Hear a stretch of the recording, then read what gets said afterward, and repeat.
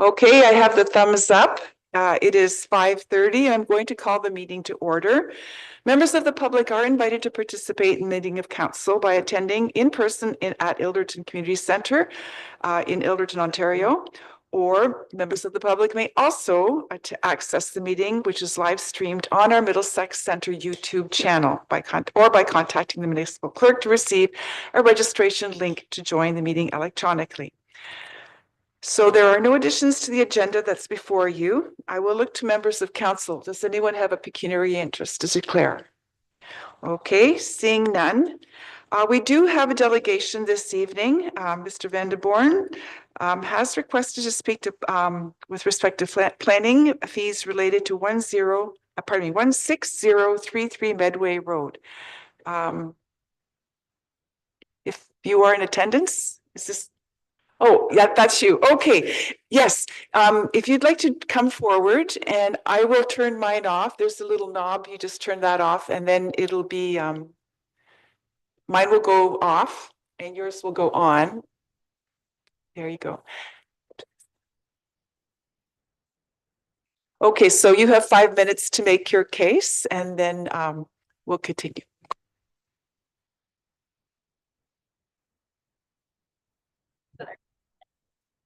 Hi, my name's Scott Vanderborn. I run small excavating and landscaping business at 16033 Medway Road. It's come to my attention that there's an issue with the zoning. As I was aware that the back of my property was mined for gravel. I'm not sure, I think the 80s or 90s, and the back 40 acres is zoned extraction, aggregate extraction. So from what I believe is that legally I could technically, park my equipment and operate if I move to the back there, that back 40 acres. However, in the last 5 or 6 years, we have made that 40 acres workable. So it's currently being farmed, and preferably don't want to have to move all my stuff back there. That would require obviously parking lot, bunch of gravel being moved. I'd basically have to move everything. That being said, I'm willing to work with you guys. I'd prefer just not have to move everything. So the spot I'm currently on, it's right around 2 acres, just under 2 acres. It's right by my house. I live there. It's pretty, it's definitely convenient. I've been there for almost 7 years. So, I don't really know what else to say, but I would, I want to work with you guys, and whatever I got to do, I'll do. But I would prefer to, not move everything. Okay, so we're going to continue through the agenda, and that this item is in the appropriate. Oh.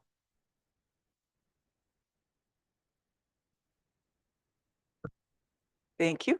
We'll get to that matter, but we wanted to make sure the resident has an opportunity to speak to it. So if you prefer to sit in the chair, that's fine. I don't think we have anyone else coming. Okay, so now moving on to the next item, which is the adoption of the minutes. The motion before us is that the minutes of March 10, 2025, special meeting of council, and the minutes of March 12, 2025, meeting of council be adopted as printed. If I could have a mover, please, and a seconder. Councillor Burrs and Councillor Coles, thank you. And I'll call the vote. All in favor? That is carried. Okay. 17?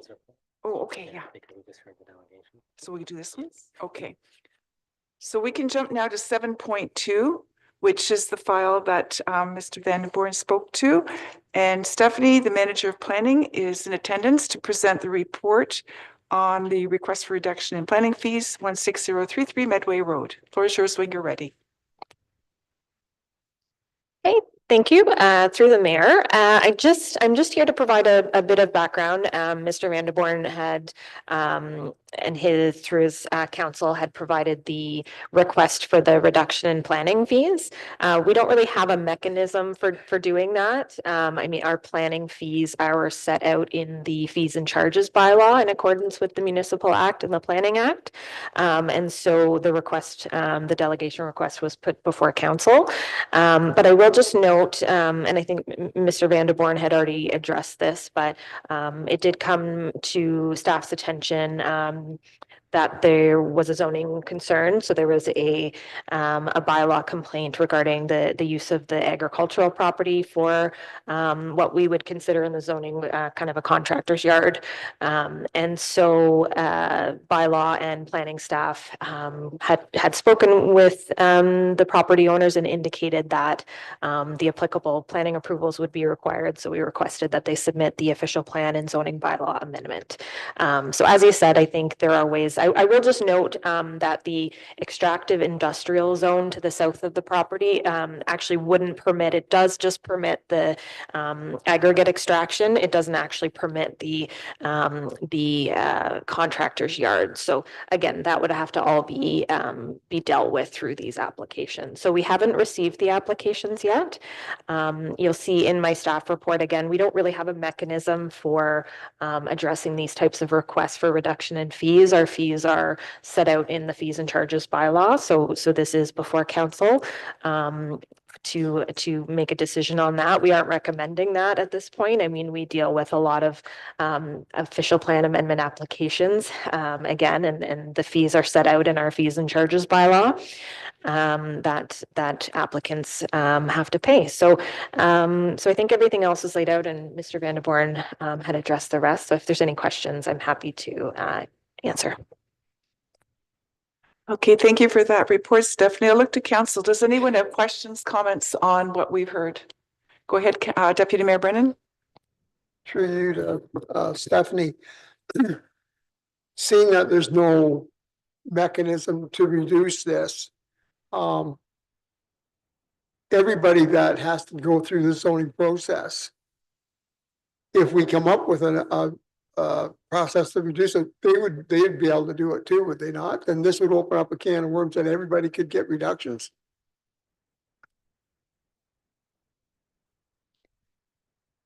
Through the chair, yes, that's correct. I mean, again, that's why this is before council.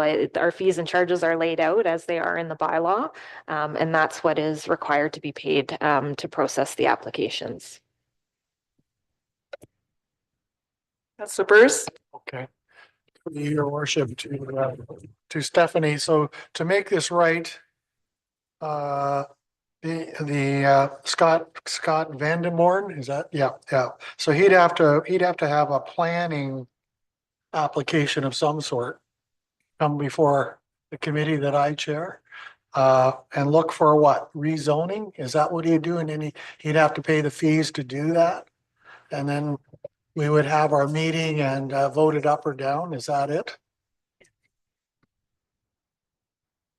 Through the mayor, so it would be an official plan amendment and a zoning bylaw amendment together, so it would come straight to council for that.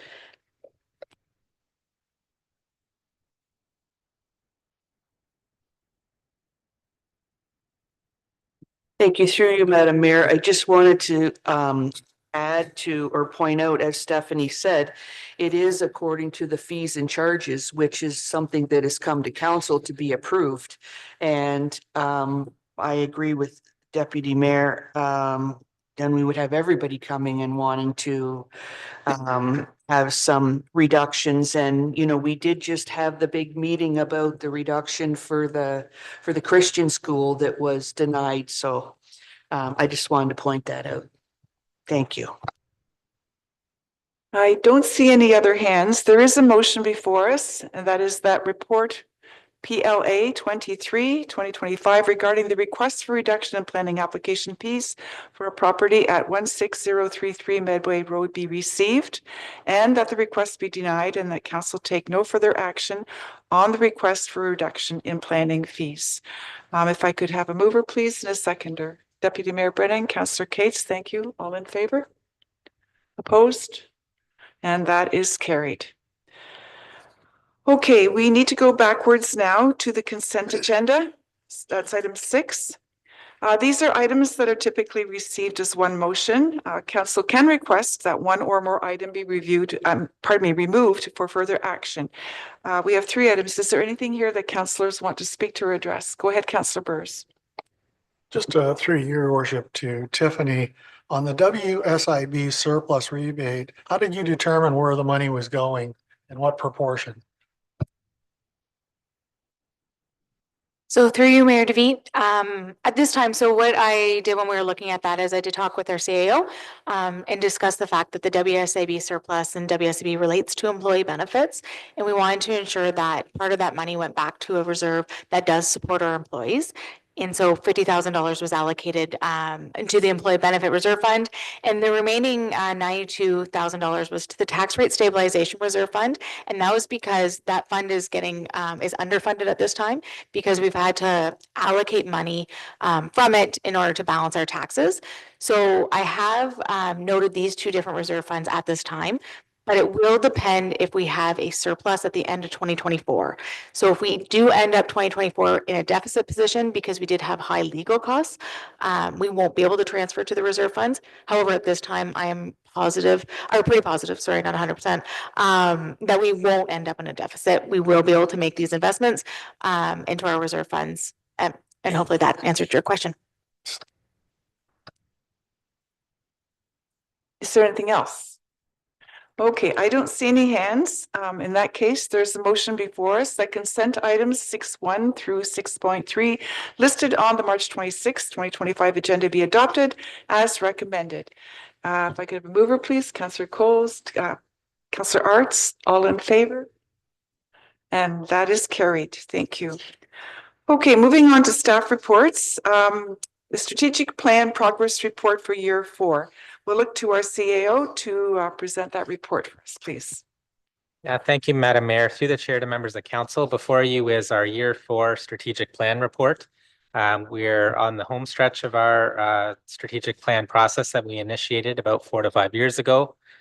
Council did a refresh during the election, and from time to time, council does come together to review where things are at.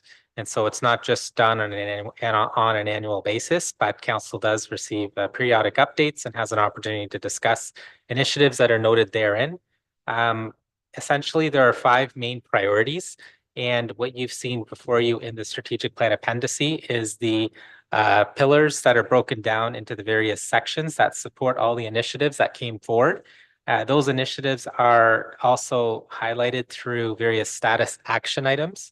And with us being 4 to 5 years or 80% through, I'm happy to say through the hard work of the team that we have accomplished many of the items therein.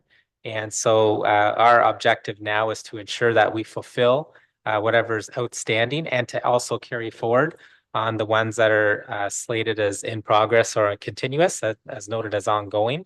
But essentially, we're quite satisfied that we're fulfilling council's goals and objectives, and we will continue to do so for the remainder of this council term. And happy to take any questions, Madam Mayor. Thank you for that report. Questions on this item? I don't see any questions. In that case, I'll just say thanks to staff and to the CAO for the work that's been going on. We have got a lot of ticks in the box at this point, and it's really good to see the progress. And I think we're hearing that from our residents too. So kudos to everybody who's been working hard on this. So there is a motion before us that reports CAO 9/2025 regarding the strategic plan progress report for year 4 be received for information. Councillor Cates and Councillor Cole, thank you. I'll call the vote. All in favor? And that is carried. Thank you. Okay, we can now move to number 8. There are no notices of motion. There are no correspondence items. County Council update. Do we have one of those today? Yeah, thank you. Go ahead, Deputy Mayor. Thank you.